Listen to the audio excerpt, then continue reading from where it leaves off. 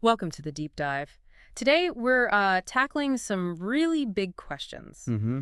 Questions about the thinking of two major world leaders, Xi Jinping of China and Vladimir Putin of Russia.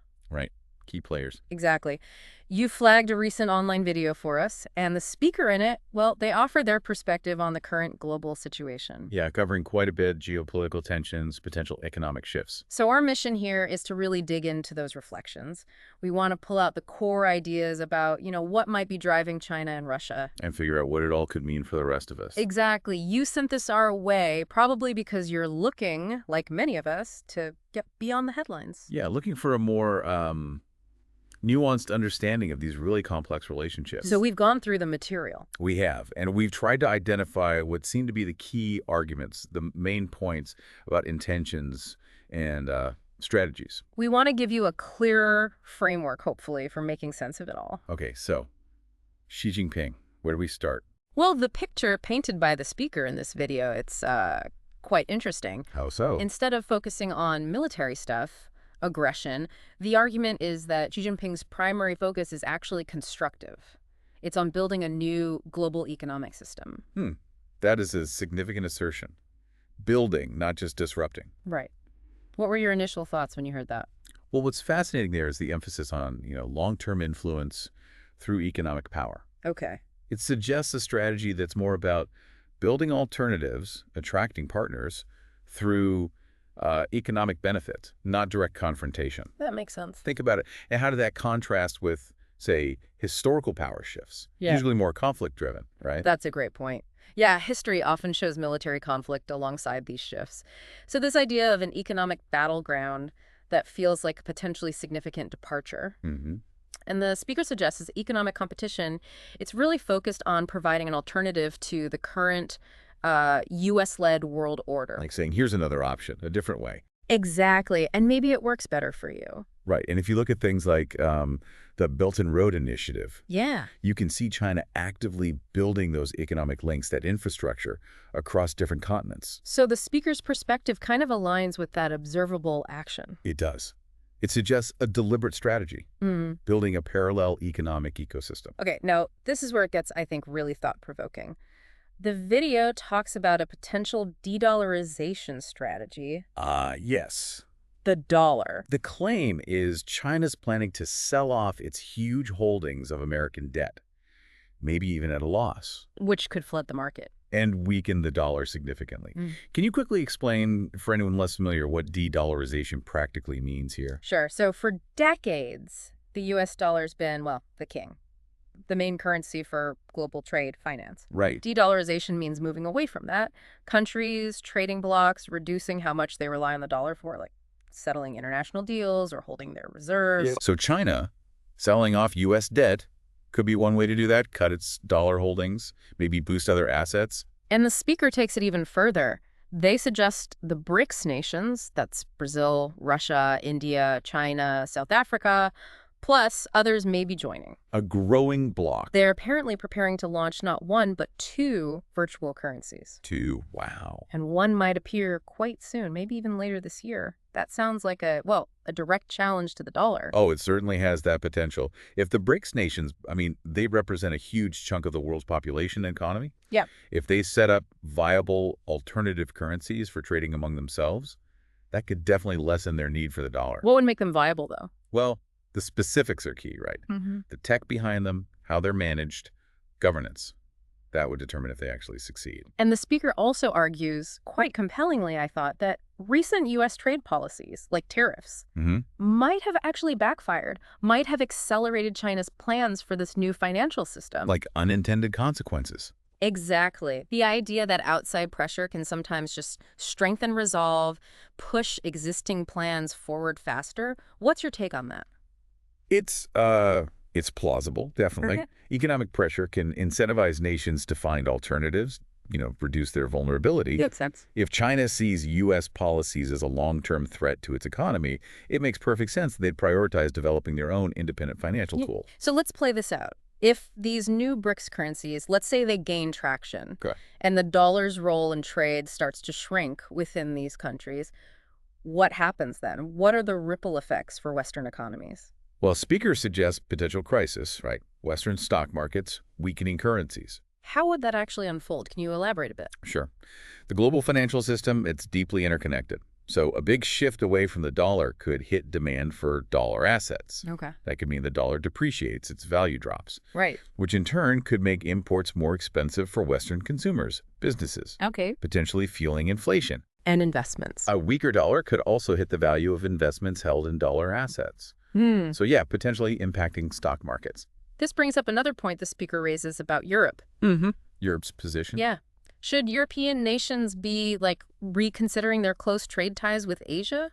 Or maybe reevaluating their security alignment with the U.S.? Especially if the dollar looks less stable, or if questions arise about U.S. security guarantees. It puts Europe in a really fascinating, maybe precarious spot. Absolutely. Europe's kind of at a crossroads, balancing its huge economic interests with Asia and its long-standing security ties with the U.S. Yeah. The scenario the speaker paints, it forces that calculation. Yeah. What are the risks and rewards of each alignment?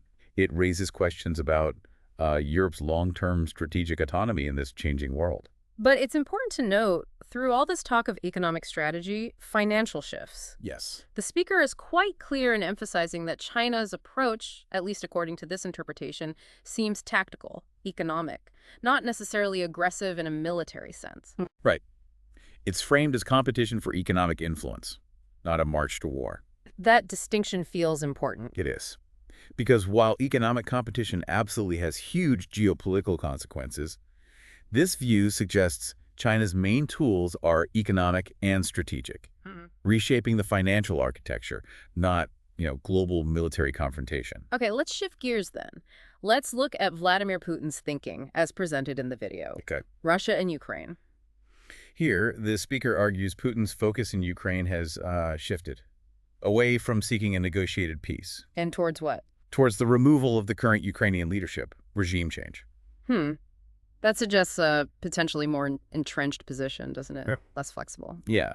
If the main goal is regime change, it implies maybe a longer-term commitment, using continued military pressure rather than, say, diplomatic talks. Right. Less room for compromise on that core issue. And interestingly, the speaker claims that recent talks between the U.S. and Russia, they haven't actually been about solving things in Ukraine. Really? What about then? According to this source, they've focused more on potential conflict in the Middle East, specifically involving Iran. Wow, that's unexpected. It is. It really highlights how interconnected global security is, though. Even with the war in Ukraine, major powers are still juggling other potential flashpoints. Trying to manage broader stability. Exactly. And a focus on the Middle East suggests real concerns about rising tensions there. The speaker also suggests Putin's objectives in Ukraine are geographically limited. Meaning not trying to conquer the whole country. Right. Implying he isn't necessarily aiming for a full-scale conquest. Which seems to align with the idea of regime change being the primary goal, not just grabbing land. That's a logical link, yeah. If the aim is a different government in Kyiv, controlling every square mile might not be the immediate priority. Limited territory could just be leverage. Now, here's a more controversial point the speaker makes. Okay. They suggest Putin has already achieved several strategic gains with the U.S. Gains? Like what? Things like gaining a certain level of international validation, maybe shifting some of the blame for the conflict. It's quite a critical take on the U.S.-Russia dynamic. That's definitely a perspective that needs careful consideration. Whether he's actually gained validation or shifted blame, that's really debatable. Depends heavily on interpretation. And who you ask, yeah. It certainly raises questions about how effective international responses have been. The speaker also offers a reason why countries like Russia, Belarus, North Korea, why they weren't hit with recent U.S. tariffs. And the reason is? The argument is they aren't seen as potential allies or countries you could realistically pressure into joining a U.S.-led alliance against China. Ah, so it's a strategic view of tariffs. Yeah. Almost transactional. Exactly. It suggests tools like tariffs aren't always purely economic. They can be part of a wider geopolitical game, shaping alliances, isolating rivals, a very calculated view of trade. Yeah, and overall, the speaker seems pretty critical of the U.S. tariff strategy itself. How so? Portraying it as sort of inconsistent, on again, off again, driven mainly by this one goal, forcing nations into an anti-China trade bloc. That critique points to the complexities, maybe the pitfalls, of using trade policy as your main foreign policy tool. Right. An approach that looks inconsistent or maybe too narrowly focused could end up alienating potential partners, could undermine broader goals. Okay, let's zoom out now to the bigger picture the speaker addresses. The broader implications. Yeah. There's a prediction of a significant economic downturn, possibly hitting Western nations, potentially even this year. And linked directly to China's potential economic moves we discussed earlier. That's the connection made, yes. It's a pretty stark outlook. It really underscores the potential for major disruption from these geopolitical and financial shifts. If China's de-dollarization efforts, these alternative structures, if they gain real momentum, the consequences for economies tied heavily to the current system could be, well, substantial. The speaker also floats a concerning possibility that the U.S. might initiate conflicts, maybe in places like Iran or Yemen, as a way to try and disrupt this emerging New World Order. Wow. That's a worrying thought. How established powers might react when they feel their influence slipping. Yeah, it speaks to the instability that can happen during these big global transitions, right? Definitely. When the existing power balance gets challenged, there's always a risk that dominant players might take actions, maybe destabilizing ones, to try to hold on to their position. And the speaker seems to think there's already a recognition inside the U.S. that its era of, unchallenged global economic dominance And the dollar's supremacy. is coming to an end, like an internal acknowledgement that the whole landscape is fundamentally shifting. That certainly aligns with what many analysts are saying. A move towards a more multipolar world, power being more spread out. Makes sense with the rise of China, other players becoming more assertive. Absolutely points in that direction. The role of gold and crypto also comes up in this analysis. Right. Gold is presented as the traditional safe haven, which, okay, that's pretty standard. Yeah, but there's skepticism about cryptocurrencies, their long-term viability, their independence. What's the skepticism based on? The suggestion is they might just be a temporary thing, eventually getting replaced by new controlled digital currencies, maybe even linked to gold. Huh. So state-backed or asset-backed digital currencies replacing decentralized crypto. That seems to be the idea. What's your take on that potential evolution? It's a fascinating perspective on where digital finance might go. The initial dream of decentralized independent crypto. Maybe it gives way to more regulated, perhaps centralized digital currencies issued by governments linked to assets like gold. Reflects that tension, maybe, between decentralized ideals and the need for stability regulation. Exactly, within the global financial system. And finally, the speaker really highlights the huge, maybe unsustainable levels of debt, especially in developed nations, particularly the U.S. A major vulnerability. Raising the question, is an economic model built on such high debt actually viable long-term? It feels like this underlying weakness could just amplify any negative shocks. For sure. Unsustainable debt is a massive vulnerability. It can restrict future growth, raise borrowing costs, make economies way more susceptible to crises. It's a critical backdrop to all these potential shifts.